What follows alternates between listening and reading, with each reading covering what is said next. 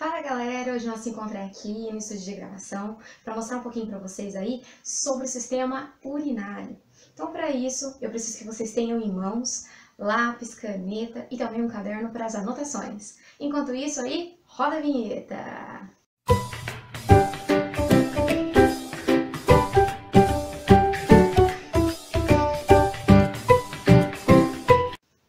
Voltando aqui para o estúdio de gravação, vamos aí entender um pouquinho quais são os componentes do sistema urinário, bem como as estruturas que de fato são responsáveis pela filtração do sangue. Vamos lá então.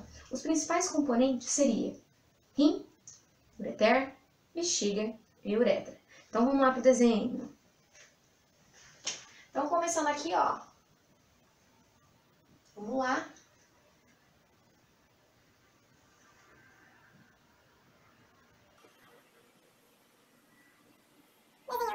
Nós temos os rins.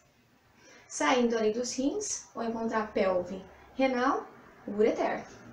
Eles vão fazer comunicação ali com a bexiga, ok? E aí, nós vamos ter uma diferença entre a uretra masculina e feminina. A uretra feminina, ela é retilínea e menor. Então, aqui representando a uretra feminina.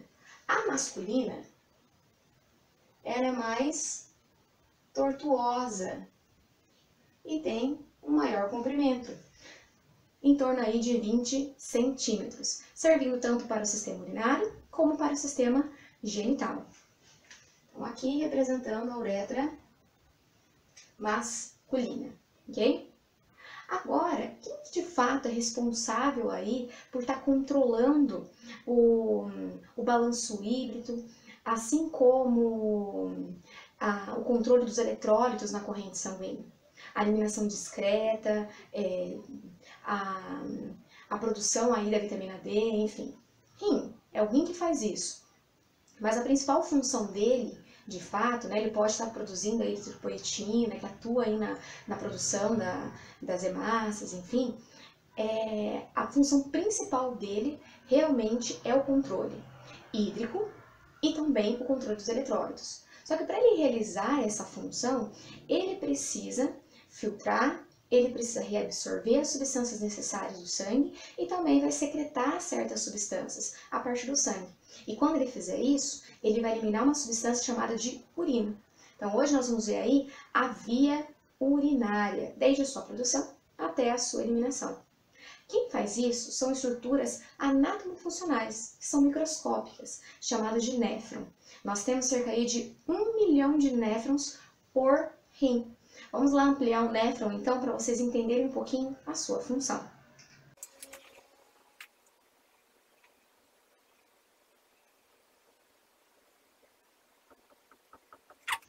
Essa estrutura é um néfron. O néfron ele vai ter 3 funções principais. Quem seriam essas funções principais? Seria filtração do sangue. Então, vamos lá, ó. Através da artéria renal, então nós temos aqui a aorta. E através de uma ramificação lá da aorta, que eu dou o nome lá de artéria renal, essa artéria renal ela vai sofrer uma série de ramificações.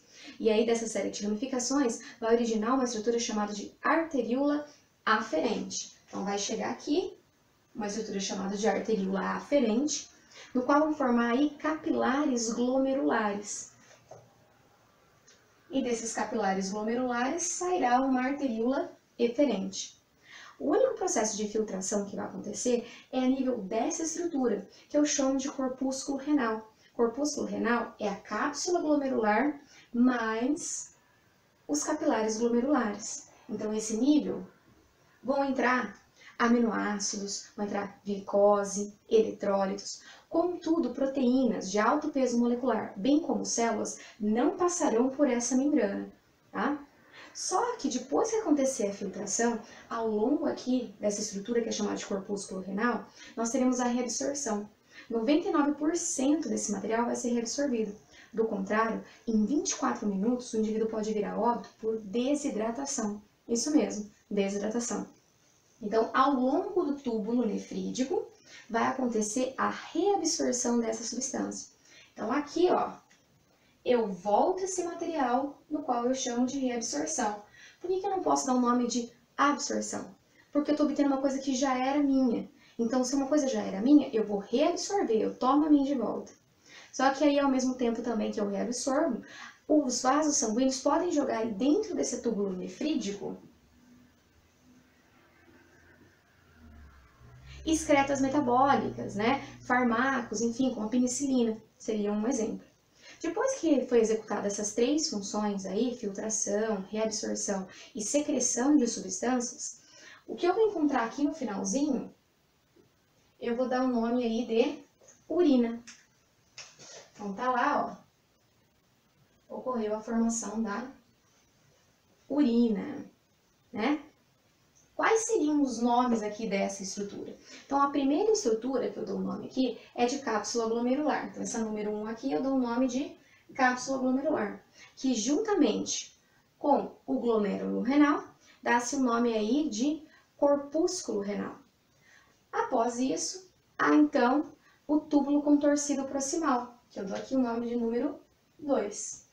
A alça de Henle, que vem logo na sequência, também considerado por alguns autores como túbulo reto, ele vai ter uma porção descendente e uma porção ascendente. Na sequência aí vem o túbulo contorcido distal, número 4. E a última porção aí do néfron é chamado de ducto coletor, o qual vai pegar em torno aí de 8 a 10 néfrons. Então aqui o número 5, ducto coletor. Até o ducto coletor pode acontecer a reabsorção de substâncias. Só que a partir do momento que cair numa estrutura chamada de cálice renal, tá aqui, cálice renal, já não acontece mais a reabsorção. Por quê? Mudou o epitélio. Até aqui nós temos um epitélio simples. Já a nível de cálice renal, o epitélio ele vai ser estratificado de transição, como é encontrado na bexiga. Então, não há mais reabsorção. Se tem que acontecer reabsorção, a reabsorção tem que acontecer até a nível de ducto coletor. Após esses cálices renais, eles vão se juntar e vão formar, então, a pelve renal, que é essa estrutura aqui, ó, pelve renal. Da pelve renal, através de movimentos peristálticos, essa urina vai passar para a bexiga através do ureter, uma estrutura músculo-membranosa, no qual aí vai ter em torno de 25 a 30 centímetros. Após isso, a urina ela vai ser armazenada na bexiga. A bexiga ela fica atrás da síntese púbica. Então aqui, ó, varia de indivíduo para indivíduo, chegando a mais ou menos aí a armazenar em torno de 350 a 400 ml de urina. Após isso, essa urina é lançada para o meio externo, através então da uretra. Então, essa daí foi um pouquinho da via do sistema urinário. Nas próximas videoaulas eu vou entrar mais com detalhes do que acontece em cada uma dessas partes aí. Se vocês gostaram da videoaula de hoje, se inscrevam no canal, não esqueçam de dar like e ative o sininho. Até a próxima videoaula!